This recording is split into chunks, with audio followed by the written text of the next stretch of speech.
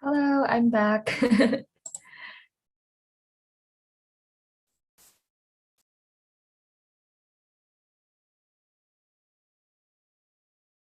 Are you staying for co-hosting? Yes. So I'll stay with you throughout the class. Okay. Okay, thank you. I think this is the first time I'm assigned to one of your classes. Maybe, yeah. Could be. Could be, yeah. How many classes will you be having for today? This is my third one. Oh, okay. Yeah.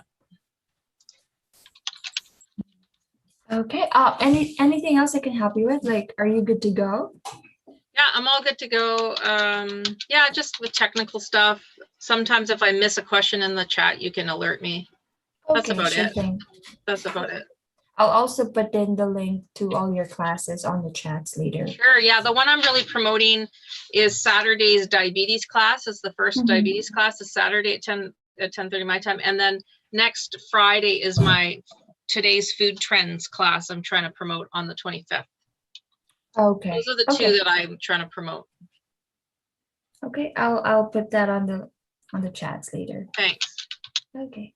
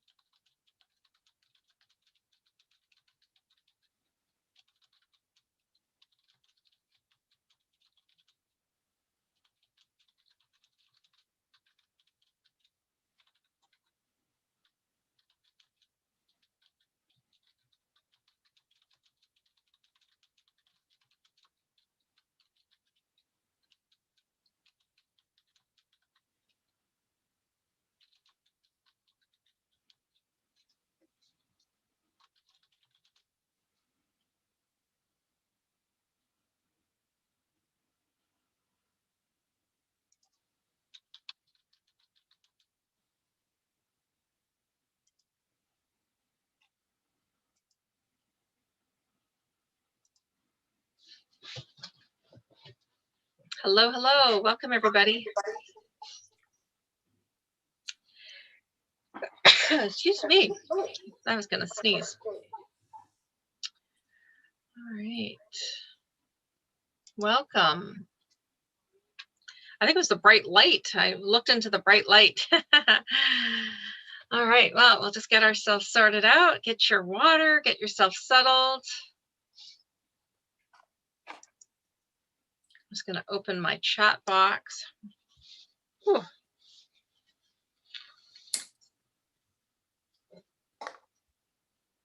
All right. Well, thank you, everybody, for being here today. I know it's probably a sunny day. Well, in most places, although somebody, who was I talking to from Florida, said they were having a storm. Maybe like a summer type storm. Okay, so we have Kim with us today, and she is in the chat. If you have any kind of technical issues or anything that's a problem, you can talk to Kim on that. Otherwise, I want to welcome everybody to our 7 Healings food class today. And I've had less people today. I think it must be the weather and other things that people are doing. So let me start by sharing my screen.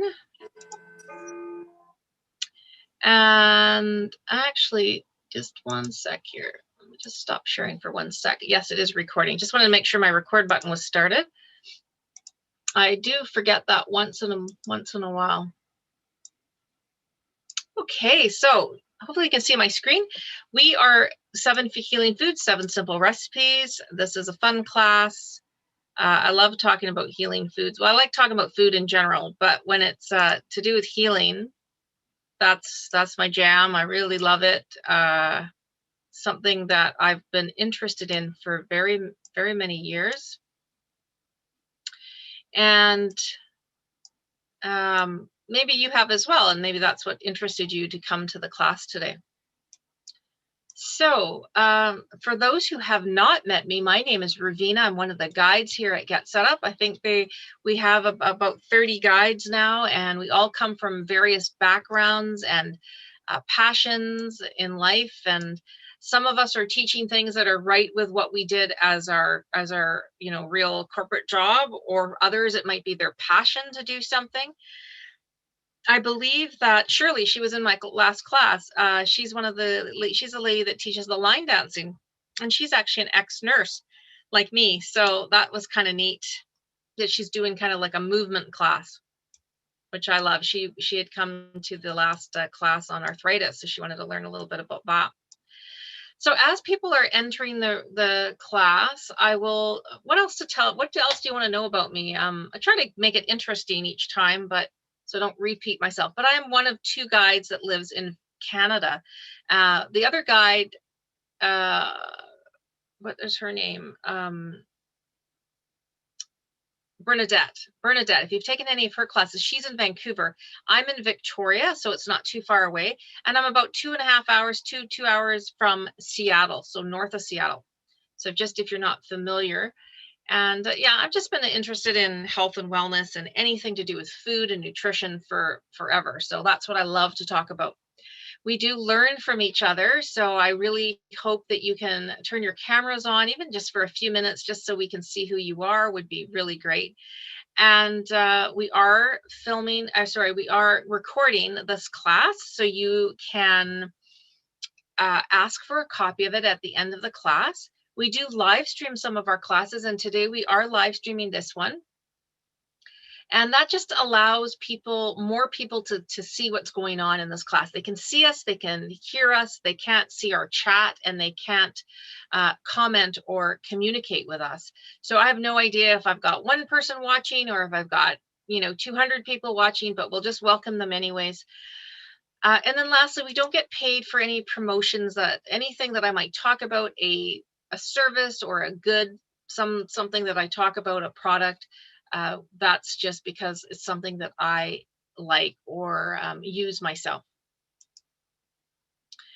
Okay, so we're going to start off the class with just a little looking at the objectives. So we're going to learn to have a better understanding of healing foods, and what does that mean? What's the healing power of food? I'd like to know in a nutshell, what does that mean? We're going to concentrate on 7 healing foods today. These are foods that are my favorites, and I'm going to actually make the first recipe today after class. I'm going to go get my slow cooker. I had to think about it for a second because I have an air fryer now and I have an Instant Pot, but it's my slow cooker or my crock pot I'm going to use for my very first recipe. So you will see the recipes later on in the class. And so that's how we end the classes, going through the 7 recipes. And you will get a copy of this at the end, so you don't have to scramble and take a bunch of notes unless you want to take notes. But I'm pretty fast at getting the post email out to you, so you'll get that pretty quick. So I want to just start by asking everybody, how many of you have used a food to heal a body ailment or a symptom in the past, or you do currently? Is there anybody? And you can write it in the chat if that's easy, or Claudia, you can put your hand up and then comment.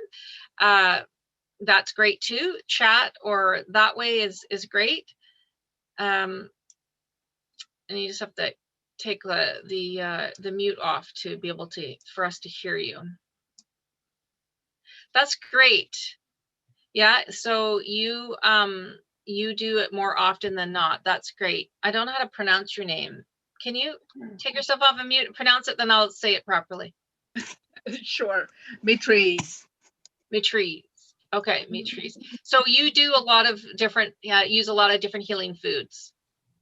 Yeah, it's just, indigestion or an ache and a hurt, and a lot of it I did not appreciate growing up, but I did use it because my mom said, here you go, and I didn't know I could go buy something from the medical store or what. Yeah, I know, isn't that funny? Yeah. I use it now a lot. And yeah. That's what I, It's that's what amazing. I, that's what I found too. It's like when I was younger as a kid, it's just like, oh, what's this my grandmother's giving me, my mom's giving me, and it's just like, I don't want to have any of this. What is this stuff? But now I find as an adult, gosh, I mean, I'm not pulling out the castor oil. I will say that castor oil is something my grandmother had, and everybody got their spoonful at once a month to kind of clean the system out, and none of us like that. My mom had to go through that with my grandmother, but it didn't pass on to our generation, thank goodness. But it's interesting. Okay, well, I just wanted to just ask that question. Claudia, are you ready now? Yeah, sorry, I was eating cookie. No problem. No, back in my 20s, I had a really bad problem with my digestion. My colon was messed up. If I had carrots, I would have like a fast colon attack. I would be just miserable, and then I just had major problems. So, a friend of mine, a neighbor, told me about juicing vegetables, and so we bought a Champion juicer, and I started juicing carrots and cucumbers, carrots and beets, carrots and not only did, and at that time I was only like 27 pounds overweight. That weight just shed off me. The colon repaired itself. The vision improved. Hair improved. So yeah, I used that to heal. Yeah, great. That's great. Well, we'll talk about nutrient dense foods next. So it's coming up. Nancy's mentioned about the BRAT diet. Now, I haven't heard specifically about that one, Nancy, but I'm assuming that there's yeah, I haven't heard about that to help with diarrhea. But I had a colon prolapse surgery recently, okay. and for about a month after that, it was just horrible. Yeah. So the BRAT diet was referred. It was it's bananas, rice, applesauce, and toast. Okay. And Okay. I instituted that, and it did seem to help, whereas none of the prescriptions were working. So, and it's been around a long time. So Okay, so it sounds to me like what they did is they simplified it down to like 4 foods that give you a good rounded amount of your nutrients and vitamins and the fiber, because we need the fiber, especially if we're having the loose bowels, and taking away the inflammatory foods, it sounds like. So that's great. That's really great to hear. Yeah, so it's great. So we have been doing this in our generation. Our mothers and fathers have taught us things. Our grandparents have taught us things. So we've been doing it for a long time. So let's look at foods in general. So what makes them healing? Like, let's say maybe a comfort food like a bag of chips, and I always pick on chips because that's my weakness. Really, that's not a healing food. It might feel in the moment that it's comforting, which is, what I go to, looking for the crunch and the salt. It's the crunch and the salt. I don't know which one I like more, whether it's the crunch or the salt, but I like them both. And that's more of a comfort food. But when we look at healing foods, we're looking at natural, nutrient-dense foods. Now, let's unpack that for a second, because I know that it's easy to say, well, nutrient dense foods, everybody knows what that is. Well, do we? So let's just look at that for a second. What does that mean exactly? Nutrient dense. So we know dense means like lots, like it's compounded in there. So nutrient dense means dense, full of nutrients. So certain foods are considered healing because they're packed full of the vitamins and minerals that our body requires. So something like a banana has lots of nutrients and minerals in it. Something like, other vegetables or other fruit and vegetables. The bag of chips, again, is kind of like it's like a non-functional food. Yes, it might help me from an emotional point of view, but not from a nutritional point of view. And so the nutrient dense foods that are healing foods are there to help protect and mitigate and even cure some of our chronic diseases. Even cure them, and also slow down our aging and promote longevity. So slowing down our aging process and also helping us to live a longer life. So for most of us, if we could stay healthy, don't we want to be around for a long time? If you're living sort of like an okay life, I don't want to be around. I don't want to be like unhealthy and live till 100. I only want to live to 100 if I'm going to be healthy and vibrant, and I can do things and see things and still travel and enjoy my life. So that's what we're going to look at. Nancy's just asking about the spending extra on organic foods, and I do address a lot about foods and pesticides in the Detoxing Your Home class, and I believe I'm teaching that on Saturday. So in 2 days, I would recommend coming to that class if you want to hear more about foods like organic versus non-organic. But my feeling is if you can afford it, I would go and buy the organic foods as long as they all look fresh to you. And then also, if you can't do that, keep in mind this little trick or something I learned from nutrition school. And that is, get to know your farmers in your neighborhood. Do you have like hobby farms near you? Sometimes some of these farmers do an amazing job of growing their crops with organic substances to keep the pests away, or they use a special biological, like something with the pests that's not the harmful chemicals, but they just are tiny. They're a small farm. They can't afford the time and energy and money that goes into getting certified as organic. So you might have in your next door, like in your neighborhood, an amazing crop of, maybe somebody grows asparagus near you, and they do it in a clean way. So buying local can also help you save some money if that is a problem. So I would like to say that if you can afford organic, great. If you can look for local, that's great. And if you can get a combination of local that is grown organically, awesome. And they might not have the certified stamp. So again, you need to communicate with your farmers and your farmers and the people that own these little hobby farms and say, hey, what do you do? Like I went and picked strawberries up the other day because it's local and it's happening right now, strawberry season. And they'll want to tell you if they spray and what they use. They'll tell you. You just have to ask the question. If you don't ask the question, they're not going to tell you. They're not going to say. So let's also look at, why are nutrient dense foods typically healing? The number one reason is up on the screen. It's because these foods decrease the inflammation that gets created in our body from eating the not so good foods, like the excess red meat, all the sugary foods. That increases our inflammation. Nobody wants inflammation in their body. There is no ever a good time that inflammation is good for us. Okay, so just keep that in mind. We want to keep as little because inflammation, just think like if you hurt your hand, for instance, and it goes red and it starts to swell and there's inflammation, like it's swollen. That's what inflammation is. Is there ever a place and time to have inflammation inside of us? Never. Never. That we can Google things for or against. Everything is out there on the internet. If somebody says that inflammation is good for us for some reason, I just don't believe you. I don't believe them. Inflammation is when your body or your joint or whatever thing is hurting. It's red. It's hot to touch. It doesn't feel good. That is the start of disease. Honestly, if we have too much inflammation in our body because of our diet, that is the start of whatever genes in your body are going to express now into diabetes, into cancers, into, cancer of the throat, after having GERD for so long and there's inflammation and something's just not feeling good.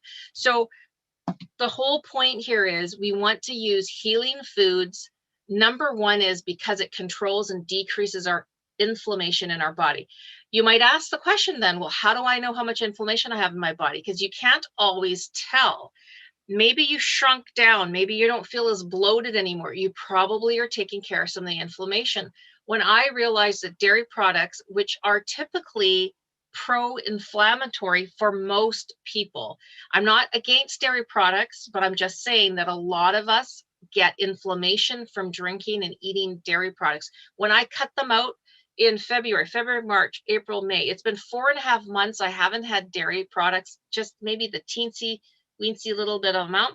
My inflammation has disappeared. If you look at, if you have any replays of our classes and you have a class of mine, you will notice from January till now that my face is a lot slimmer because I'm not carrying the inflammation. I was carrying inflammation in my neck and my face, everywhere. So I'm going to just write it in the chat.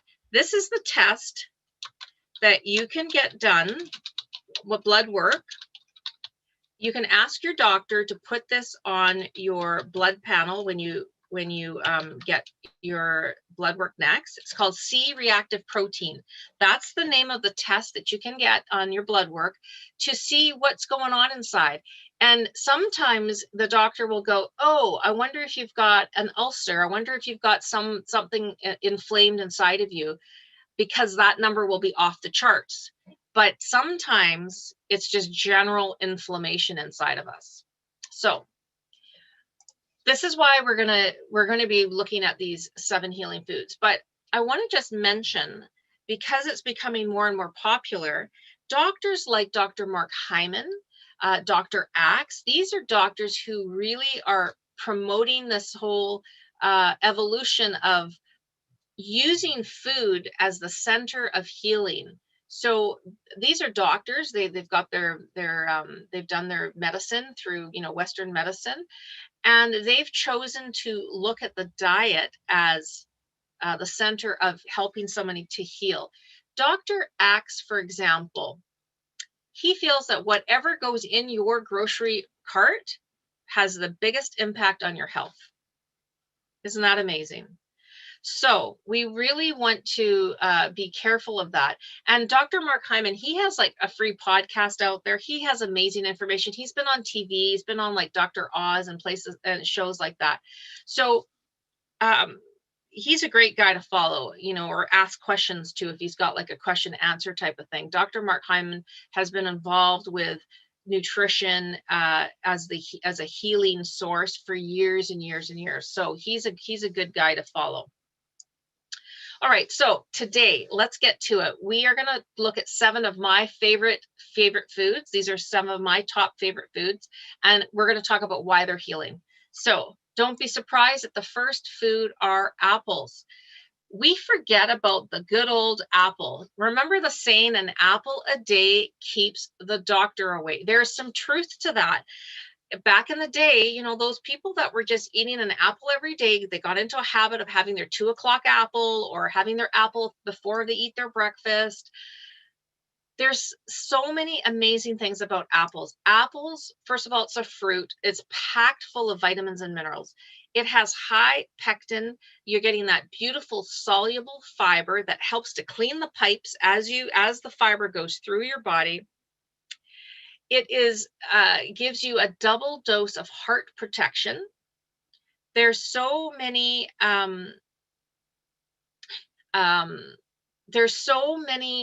good benefits from eating apples. Now, yes, so Martine, you're asking, the C-reactive protein will determine the inflammation in your body. Yes, correct.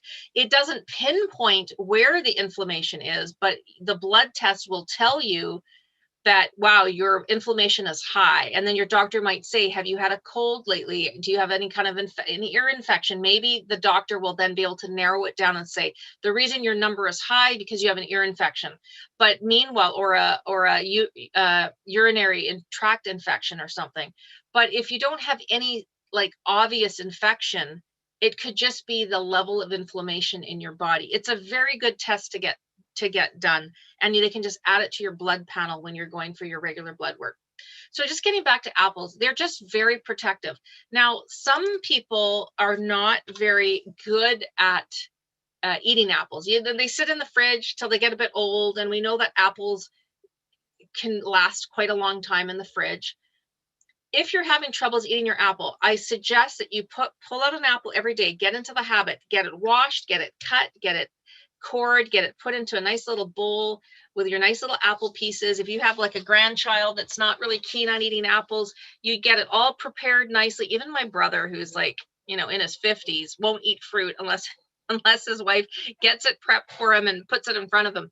But he enjoys it once he's eating it. So I want you to consider doing that. Like, use these hacks so that you can get apple. You can actually put apple in a fruit smoothie in the morning if you have a heavy duty blender. You can't just throw it in a regular blender. It'll burn out the motor because it's a hard fruit. Martine's wanting to know about if you have arthritis, that will cause that. Yes, because if you've got inflammation around your joints because of arthritis, but because you're eating a lot of inflammatory foods like sugars and lots of red meat and like the not so good fats, that will show up in your blood, in that blood work. So let's move on to the second food. This one's a good one. This ginger is a very healing food. Out of my 7 foods that we're going to talk about, this is my number 2 most healing foods, because I kind of ranked them a little bit. Just number 1 and 2, and the rest, then everything else. Ginger has been around a long time, and the compound in ginger is called gingerols. Very easy to remember the name because it sounds like ginger. What it does is you ingest it, it goes inside, it goes into your digestive tract, and it goes to these where the receptors are, and it plugs itself into these receptors, and it blocks the receptors from the nausea bit to come in and take those spots in the receptors in your digestive tract. So what does that mean? That means that you can actually take ginger to stop your nausea that you're feeling, and also to prevent the nausea from happening. So many, which we're going to look at the recipe that I'm going to give you for ginger. Ginger actually is a great thing to have to stop you from getting nauseous. Maybe you think you're going to get nauseous. Maybe you ate too much at a meal. The Asian cultures have used ginger for years and years and years to relieve nausea and to aid with digestion. So very, very healthy. I've got here on my slide that ginger has also been known to help with arthritis and also to protect you from cancers. So I think that adding ginger to your life is a great idea. Now, when I was younger, I did not like ginger. I bit into some ginger once when I was eating a stir fry that my mom had made, and it was hot in my mouth, and I didn't like it, and I was like, "But I don't like ginger," and that was it for like years. I just did not like ginger because of that incident where I bit into a chunk of ginger. Now, as an older adult, because I know the healing properties of ginger, I make sure we buy ginger root. Now, my tip to you is, if you're not a big ginger lover and you don't eat a lot of ginger, take a Ziploc or a freezer bag, put it in the freezer for up to 3 months. And when you need it, pull it out, wait a couple minutes, then chop a little piece off of it and use that in your cooking in your soups, in your stews, in your stir fries, however you would like to use your ginger. That's the best way to use it. Now, it is a root, and it lasts quite a long time if you just put it in the bowl where you put your onions and garlic. But if you're worried that it's just going to get stale and dried out because you're not using it fast enough, then use this tip. So that's garlic. Garlic is one of my all-time favorites. I love the smell of garlic, cooking raw. I love garlic. Garlic's compound is called allicin, and what that does is it is a antimicrobial, anti-inflammatory as well, antibacterial and antiviral. So if you feel a cold coming on, or you feel like you've got some kind of infection, garlic is your friend. I'm going to teach you in the recipe you're going to see coming up, that a kind of a fun recipe, and I'm going to show you how to, or it's explained how to roast garlic properly. You can take a whole bulb of garlic, like this whole bulb here, and trim the top off a little bit so it exposes the pieces, and to how to do it in the oven. And boy, you can actually eat a whole lobe of garlic, and it's not too hot and it's not too garlicky when it's been roasted correctly. So we'll get to that in a second. Many of our Asian foods, Indian foods, Asian foods from all over the world uses a lot of garlic. And so I can't say enough about it. I think there's a very, very huge healing powers of garlic. So again, cardiovascular health, it helps with cancer treatment and prevention. It also has been known to help bring your blood pressure down if you've got high blood pressure. And then of course we mentioned the colds and infections, and that's something that's probably fairly familiar to most of us. The next food, number 4, is blueberries. So here's the second one that is a fruit. That just goes to show you how much powerful vitamins and minerals are in our fruits. And I know for some of us, we've been a little shy when it comes to fruit because possibly we've been told there's so much sugar in fruit. Maybe we have diabetes. Maybe we're pre-diabetic and we're nervous about having fruit. I want you to not be nervous about having fruit, because remember, the fruit is encompassed with a whole lot of beautiful fiber as well. You get fiber in blueberries, you have fiber in apples, like the two we're talking about. So you're not getting this injection of sugar, natural sugar, even if it's natural, really quickly, like you might if you were juicing. Now, I'm not against juicing, because somebody did talk about juicing in the class already. What I don't like about juicing is it just gets rid of all the really good fiber. And I'm thinking, wouldn't that be good to be eating that fiber? Should I throw that in my next muffin recipe? So I'm actually not, I don't mind juicing vegetables, because I think you're not getting a lot of sugar content and you're drinking it too quickly. So juicing vegetables, I'm all for, but I love the fiber that comes in with the vegetables.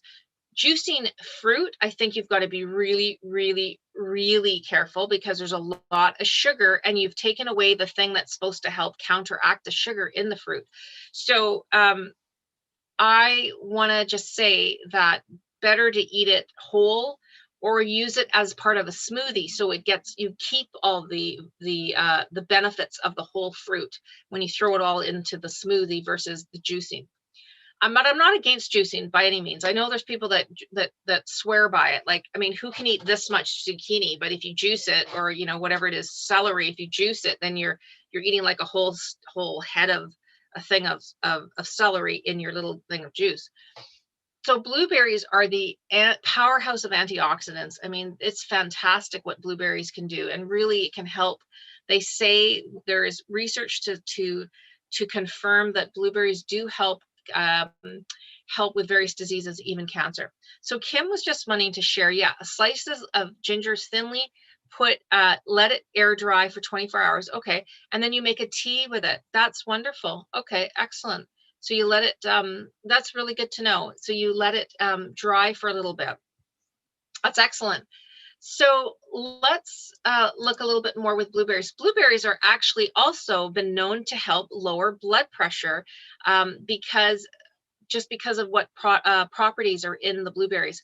So if that can help reduce your blood pressure, that's going to help you with to reduce your risk of heart disease. So you're not going to have this like sustained high blood pressure. Excellent. So let's move on to the fifth food now. The fifth food is salmon. Now, I know some of you might not be fish lovers. I get it. But the reason why salmon is one of the healing foods that I've chosen is because salmon contains a really good amount of omega-3 fatty acids. Omega-3 fatty acids is basically a fat that we require as humans. We will die if we don't get omega-3 fatty acids, because we need it for certain processes in our body. So we can't manufacture omega-3 either, by the way. So it's essential. Essential meaning you need to get it in your food. You need to get it. You need to ingest it. So salmon is like the top way to get your omega-3s. Now there are other fatty fishes. So say you don't like salmon for some reason. And I'm going to guess that maybe you don't like it because you overcooked it. So you're going to see a really great recipe for salmon coming up. Salmon is an oily fish. So there's other oily fish, like say salmon's not your favorite, you could try sardines. Maybe you feel you can't afford to buy salmon because it's fairly expensive. You can use canned sardines. You can use herring, mackerel. All of those fishes are the oily fish that have high content of omega-3s. I've got a question here. Wild caught salmon. Yes, I am not a big fan of farmed salmon. Now, if a family member of yours has a salmon farm, I'm sorry, but the difference is very vast. What they feed the salmon, how they're taken care of, the types of diseases that can go through in a farmed environment versus in the wild. I would prefer you to have wild caught salmon. Now, for the most part, our canned salmon is wild salmon. So it'll say on the can, but I have not seen farmed salmon canned. I haven't seen it. So it might be out there, but it's kind of rare. So if you're getting canned salmon, most likely it's wild. What else does salmon do? Well, it's got those amazing anti-inflammatory properties. So it brings down the inflammation. So I think eating salmon once a week would be awesome. I really do believe like a once a week thing would be great with salmon. Salmon, again, it's packed full of protein that we need for the building blocks to build our bodies. B12, B6, vitamin D that a lot of us are low in. We're low in vitamin D, a lot of us. Selenium, all of those things. So this will give you your weekly dose of omega-3 if you were to eat salmon once a week. So if you can, that's great. Places like Costco, I've seen it in Walmart, they sell whole pieces of salmon now. And I used to be afraid, I'll admit this to you guys, I used to be afraid of buying fish because I didn't know how to cook it. Like I would get fish at the restaurant, but I would never bring it home because I was like, I don't know how to do it. And even with it already filleted and all sitting perfectly ready to be cooked, I still was afraid. So I'm not asking you to go bring a whole fish and like cut the head and scale and do all that stuff. I'm not asking you to do that, but there's lots of places to get really good fish now that's not as pricey as it once was. All right, let's move on to the 6th food, avocados. Is there anybody here from Florida? Anybody? You guys get like these amazing avocados. They remind me of the avocados from Fiji, which is where my family's from. Now, the picture is showing the Hass style avocado. And first of all, there's about 15 different types of avocado. And there was one, I think it was the Reed avocado, somebody in class told me about. Yes, California, you're right, has tons of avocados. My cousin has an avocado tree. Oh, I would love it if I could have an avocado tree, but I'm in the wrong environment for it, like wrong temperatures. The zone, I guess, what you call it. This picture here is the Hass one, which is like sort of the narrower, kind of really dark looking avocado that we get in stores like where I live. In places like Fiji and in maybe even in the Philippines, I'm not sure, your avocados are like the size of your head almost. They're so big and they're more round and they're more green looking, lighter green, and they're smoother skin. An avocado is an avocado. Like there's a little bit of difference that the fat content in the big ones is less than in these Hass ones. But in any event, you're getting that beautiful mono unsaturated fat, which is what you want. You want that type of fat because your body thrives on that. What does it do? It reduces inflammation. What else does it do? It reduces the bad cholesterol. What else can it do? It can prevent cancers. Avocados are huge with vitamin C. What if you don't like citrus? Like what if you find lemons and limes and grapefruit too tart? And you're thinking, where am I getting my vitamin C from? Avocados. Lots of vitamin C in avocados. Folate, potassium, huge with potassium. What if you find eating bananas gives you a bit of heartburn? Because that once in a while happens to me. But avocados is also packed full of potassium. So, I mean, you know, the avocado is just this amazing food. Like I love avocado. I'm really excited to share my recipe for avocados as well. All right, the 7th food, and this is my #1 healing food. Who was in the last class with me on arthritis? Anybody? I don't know if I have anybody from arthritis class. Turmeric, #1 to reduce inflammation in your body. So if you have arthritis, this should be your friend. The compound in turmeric is called curcumin, and no relation to cumin, which is another spice. Curcumin is the compound in the turmeric. There are over 10,000 peer-reviewed studies out there to prove how amazing and talented this herb is, this spice. It comes from a root. You can see the picture here. This is the root. The root almost kind of looks like ginger, but it's got that orangey, when you cut it, it's orangey. It stains your hands like very quickly, and it will stain your counter. So my suggestion is buy it as a powder if you can. Unless you're really careful, you wear gloves and you know how to use the root. Some people do use the root because they want to make sure that the root is organic, then buy the root. But I buy mine as a powder. So turmeric, the curcumin that goes into your body helps the inflammation so significantly that you could start taking turmeric for a week or so and notice a difference right away. Now, I'm going to give you a little a tip and trick about turmeric. You've probably read about it. You've probably seen it. If you see supplements for turmeric, you want to, number one, make sure there's curcumin in it, not just turmeric powder. Curcumin is the one that's the healing thing. That's the compound you want. So you want to make sure there's a good amount of curcumin in your supplement. Second thing is you want to have black pepper with the turmeric. By adding those two things together, the turmeric absorption is not 20 times better, or 2 times, not 20, not 200 times, 2,000 times more absorption if there's a little bit of black pepper there.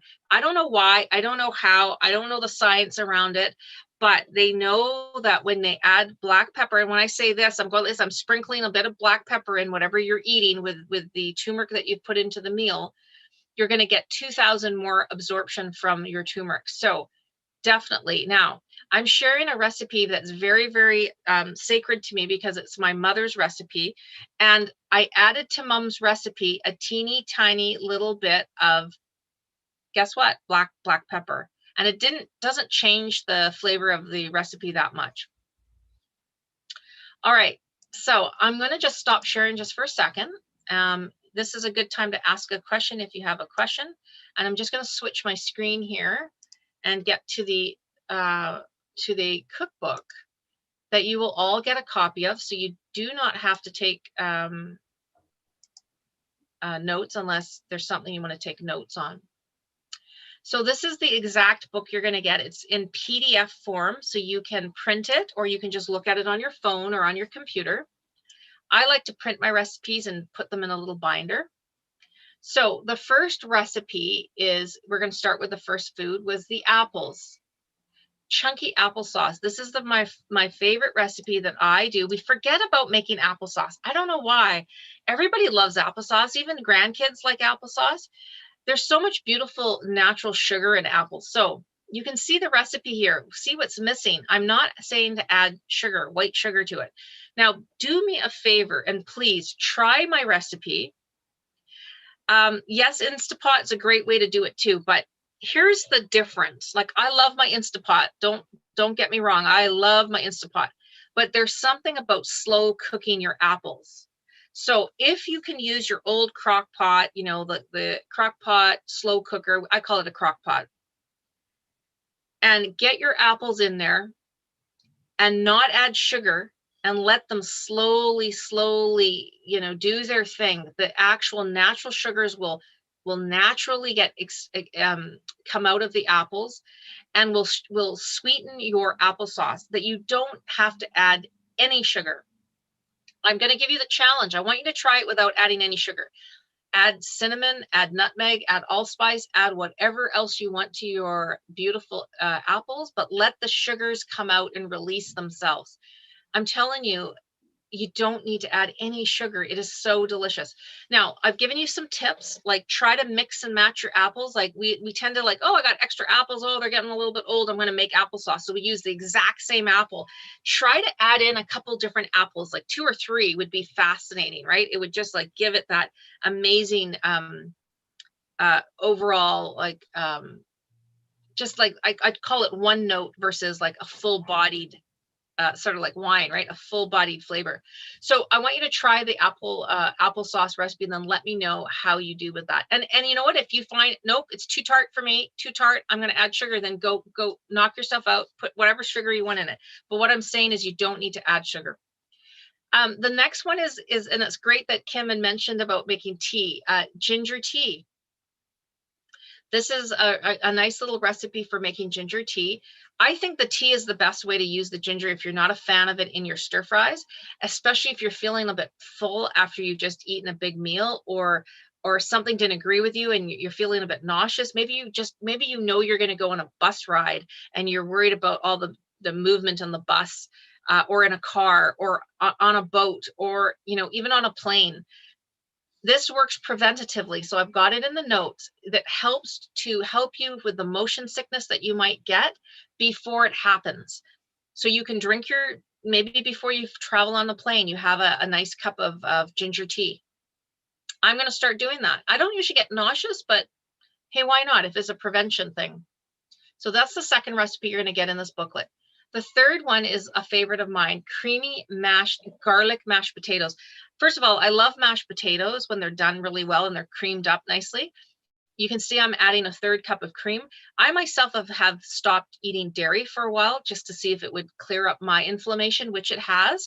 So you can substitute plain Greek yogurt if you're still eating dairy, or sour cream also works really well.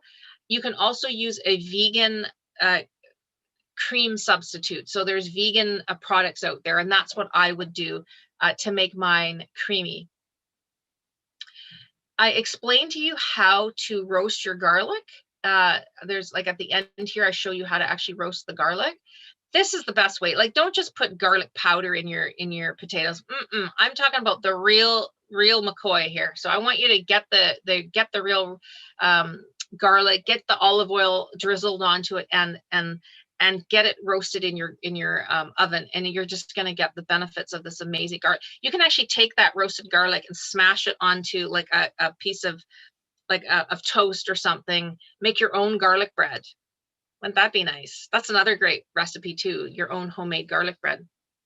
All right, this one is number 3. Okay, so now number 4 recipe is a blueberry vinaigrette. I love this recipe because, first of all, blueberries are what we call brain berries. My mentor, Jim Quick, calls them brain berries because they're so good and powerful for your brain. This recipe, you need like a very strong, a strong blender, because you really have to emulsify it by like whizzing it up. Don't forget to add your olive oil. You need the fat to emulsify it properly so that it's a smooth, so it looks like the picture. Don't just like cut corners and go, oh, I'm just not going to add the oil. That's part of the recipe. You need the oil in there.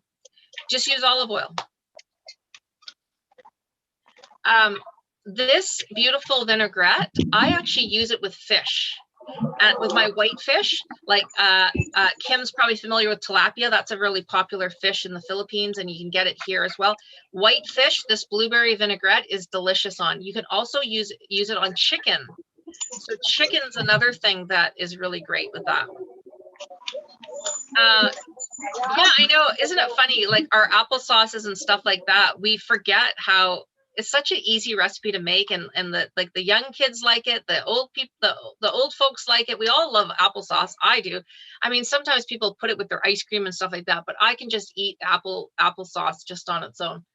All right, so try this blueberry vinaigrette recipe and let me know what you think of it. And you know, play around with all these measurements. These are to my taste. I'm not a big sugar person, so I put 1 to 2 tablespoons of honey. So you figure it out what makes you happy, like what. So you have to keep tasting it, right, to get it exactly how you want it. I actually like salt and Celtic salt or Himalayan salt, so I probably put more salt in here that say somebody else would.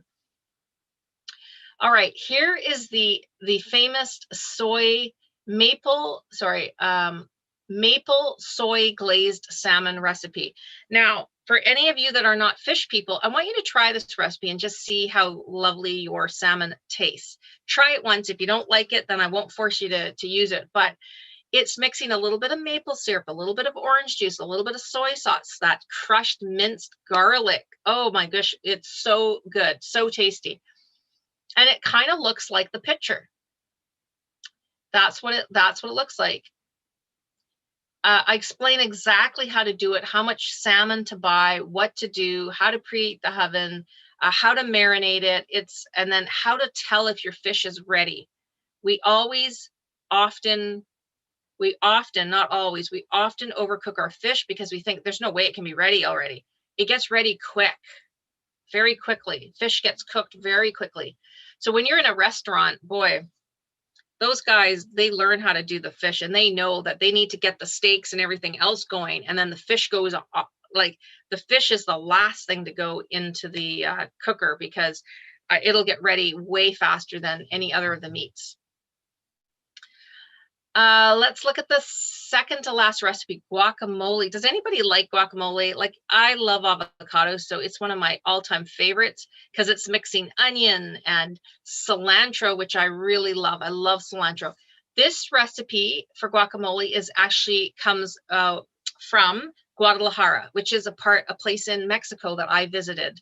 I went with a friend, and we were going to visit her sister that lived in the mountains in Guadalajara, and this was their cook, lady helper that made all the food for them, because they were both busy business people. So they're busy in business all day. So they had a cook, and I watched her make this guacamole, and this is how she did it. She added all these extra things like the red onion or purple onion, same thing, purple or red onion, cilantro, the lots of squeezes of fresh lime, not like the fake lime, but real lime, jalapeno to give it that nice like heat to it. So you can be careful how much you put in.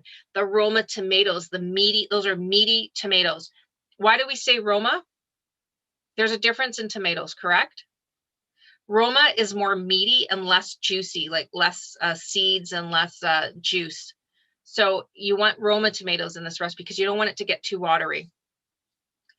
Fabulous recipe. Like, I would like to go just make some guacamole right now. Now, you don't have to eat it with chips. Like, that's a great way, but you could put it as a condiment beside your fish tacos.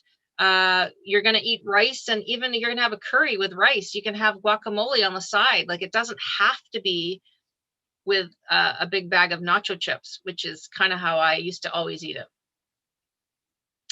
And then lastly is my mom's Sarita. My mom's name is Sarita. My mom passed away a few years ago from cancer, and I miss her so, so much. When I was a young girl, my mom was a fabulous cook, by the way, fabulous. She could make anything, and she didn't have recipes per se, but I would watch her cook. This was the very first Indian dal recipe she taught me to make, or Indian recipe in general that she taught me to make, yellow dal. And it looks like this. It looks like a pea soup. You can eat it with bread. You can eat it with rice. You can eat it with Indian bread, the chapati, the roti, the naan. You've probably heard of those things if you've eaten Indian food out or somebody's made it for you. This is the exact recipe, except I added in that ½ teaspoon of black pepper. And I keep reminding myself, I'm going to change it to 1/4 teaspoon, because you don't need tons of black pepper to get the goodness of the turmeric, but a ½ teaspoon might be a bit too much pepper. So I'm going to change that to 1/4. So just correct it on your own paperwork. And I explained to you how to make it delicious. And there's in Hindi, which is the Indian language, one of the Indian languages, is called chonk, to chonko the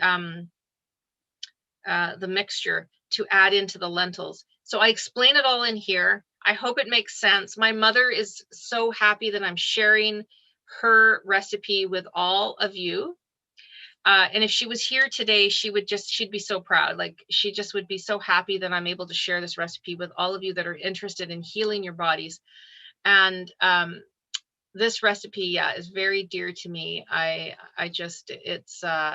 make it. I probably make it every couple of weeks. I make dal.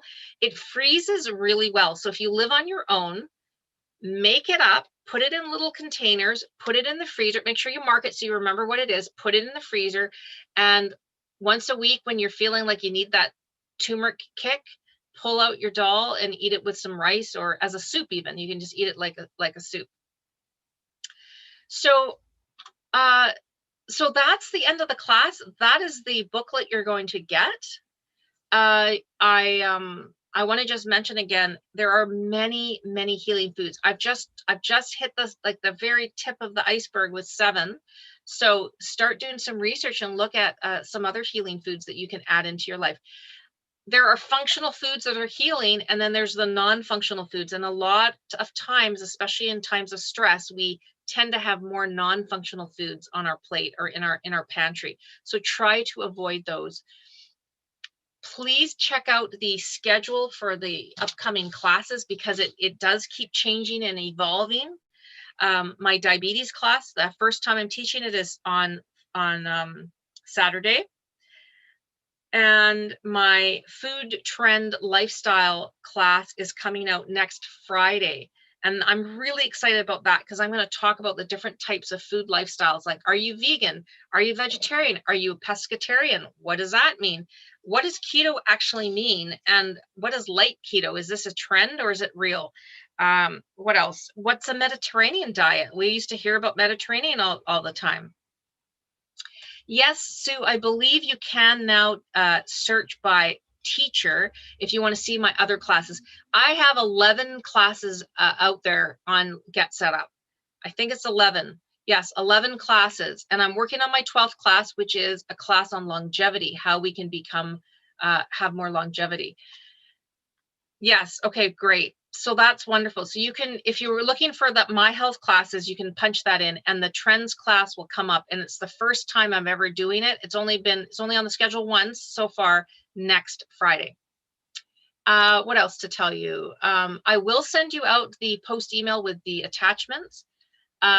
Please do the feedback if you have a moment, just to give us feedback, because it really helps us to improve our classes. That's the whole point of the feedback, is, and to tell us what we're doing correct, what we're doing really, really well. If there's something you love about my class, tell me what it is, so then I keep doing it.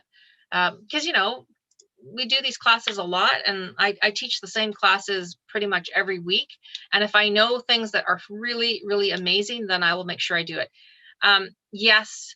Via the email will be the attachment, a PDF attachment. So PDF is just a form that looks really nice on the computer, and you can print it on your printer. The printer likes the PDF. It's not a picture, it's a PDF, so it's a lot easier to print. You can invite friends now, and you can also still suggest classes or host an interest group, but send your email to this help@getsetup.io. So that's it for everything that I have to say today. Does anybody have any questions? We have a few minutes for questions, if there's any questions. It's a nice warm day here. It's 1:25 my time. So after this, I feel hungry after talking about food. And I have apples ready to go to make applesauce this afternoon. Claudia, did you want to ask a question? Yeah, I'm sorry. When you are getting ready to prepare ginger or any root like that, do you peel the outside? The hard part? Yes, some people, I didn't give you this tip. I'll just tell you because we have a couple minutes. Some people, I've seen them, they just chop the ginger, chop, and they just leave the skin on it and they throw it in their stir fry. I don't particularly like to eat the skin. So here's the tip. Pretend this is a piece of ginger. This is my nail file, but pretend it's a piece of ginger. Now, pretend that, because this is on an angle, pretend this is a teaspoon. This is the best way to peel ginger. Do not peel it with a potato peeler. You lose half of the piece of ginger. Take the back of your teaspoon and scrape across like that. That will just peel off just the skin and leave you the whole nice piece of ginger. That's the best tip I can give you. Just go like that on the little piece you're going to use and then chop it up. If a little skin gets in, no big deal. It'll just sort of like melt up and but I myself like to peel it. Yeah. Thank you. You're welcome. Any other questions from anybody? Is everybody ready to go cook or make something?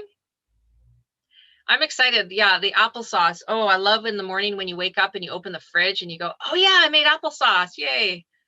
I'm always happy about that. And it really freezes nicely too.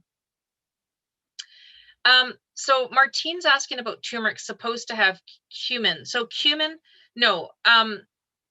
Turmeric is curcumin. The compound in turmeric is, sorry, my screen, is it going on here?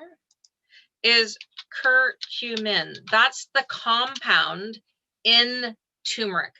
The other spice is cumin, which often also goes in Indian cooking. So you might have turmeric and cumin, two separate spices in your Indian cooking. I use a little bit of cumin in a few things, like, and I take not very much and I grind it down, or in Indian cooking, we put it in the pan, heat the pan up to pop the cumin to get it like black, and it'll start to click, click, click like that in the pan. Make sure you don't burn it. Cumin is also an acquired taste, I will say. It's kind of an acquired taste. It's quite strong. You know what I put cumin in? When I make my I shred cucumber and I make a raita. It's called raita, and you use like sour cream or yogurt. Yogurt, it's basically yogurt and shredded cucumber. You add a little bit of cumin into that, and salt. It's so good, and that's like your little condiment with your Indian food. But I mean, I could talk about food the whole entire time. Martine, you're going to get the PDF. You're going to get you're going to get the full 7 recipes in your email from me. And as soon as I finish here, I'm going to send it to you. And Sue's asking, when a recipe calls for cumin, I always put half in and taste it. Yes, absolutely. They always say too much cumin. Like this is not where more is better. I think less is better when it comes to cumin, because it's just too strong. I think it's too strong. So I think we're good, unless there's anything else somebody wants to add. No? Okay. Well, I'm going to give you a minute or two so you can get to your next class. So thank you so much for all being here. I will get that email off to you, and I look forward to seeing you again. I teach on Thursdays, Fridays, and Saturdays. Those are my teaching days, those 3 days. So if you're looking for me, those are the days to find me. All right. Take care, everybody. Thank you.